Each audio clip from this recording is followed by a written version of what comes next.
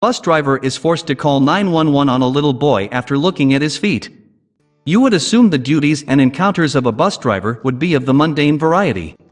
But bus driver Tim Watson had an experience that derailed his usual routine.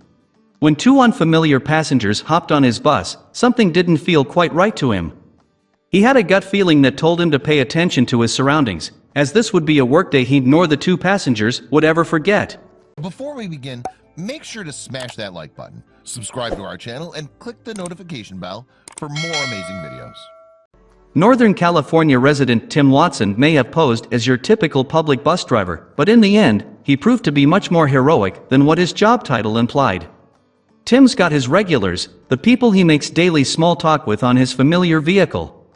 Some became his dear friends. He was just a friendly guy with an ordinary job, and he expected nothing more than to drive people where they needed to go. But, on what seemed like just another day on the job, Tim was maneuvering his scheduled bus route when a young man and a child walked on the bus together. Tim had never seen them before, but thought nothing of it at first, until the two sat down. While keeping his eyes on the road, Tim observed the somewhat odd behaviors of the two. He assumed the man was in his mid-20s, and noticed that he seemed strangely distracted. But it was how he treated the kid that worried Tim.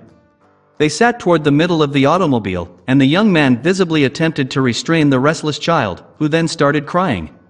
Though he'd seen young kids cry on the bus on several occasions, Tim felt something was off about this situation.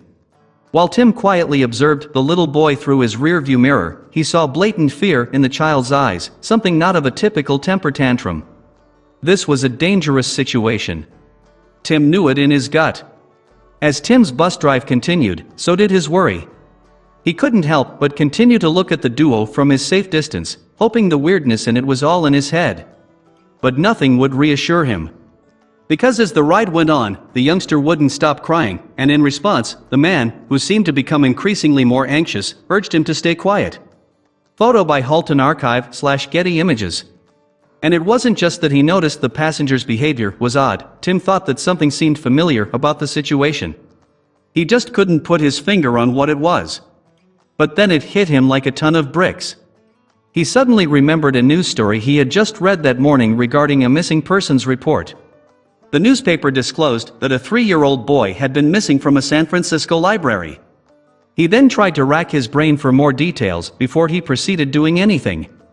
See, Tim Watson is a father of 2, so he possessed some paternal instincts. While he didn't want to assume anything too soon, he also felt that he needed to save this child if he truly was who the police were desperately searching for. Tim concluded that the only way for him to be more sure of his intuition was if he were to get a better look at the frightened boy. But how could he accomplish this investigation of sorts while driving the bus? While Tim did his best to remain calm and appear as unbothered as ever, he noticed that the man seemed hyper-aware of his surroundings, as if he was looking to get off the bus. Tim had to act quickly. He confidently made an announcement, saying a previous rider left behind a green backpack. This was obviously a lie, but Tim implied this backpack was of great importance, which gave him an opportunity to stop and check the bus for the bag.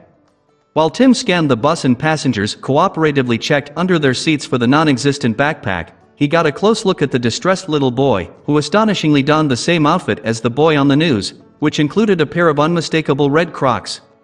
After the failed search, Tim went back to his seat, ready to continue driving while also devising stage 2 of his now animate plan.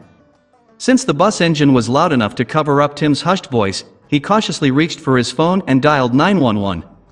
The police gave Tim strict instructions on what to do in his vulnerable position. Although Tim was as nervous as could be, his complete determination to save the kidnapped boy outweighed his vast fear. Tim anxiously went about his route, planning to go to his next scheduled stop as advised by the authorities over the phone. They assured Tim that police would definitely be there waiting. When they arrived at the stop, police swarmed the bus, having covered both of its exits, anticipating the man and boy's departure. One by one, the bewildered passengers evacuated the vehicle, until finally, the suspect emerged. It was him. The police immediately pried the poor boy from the kidnapper's arms and arrested the man on the spot despite his petty struggle to squirm away. The 3-year-old was smart enough to understand what was happening, so he grabbed onto the hand of one of the officers. The boy's parents were joyous that their sweet son had been saved, and it wouldn't have happened if it weren't for Tim. The boy's family, as well as police officers, were beyond grateful for his act of bravery.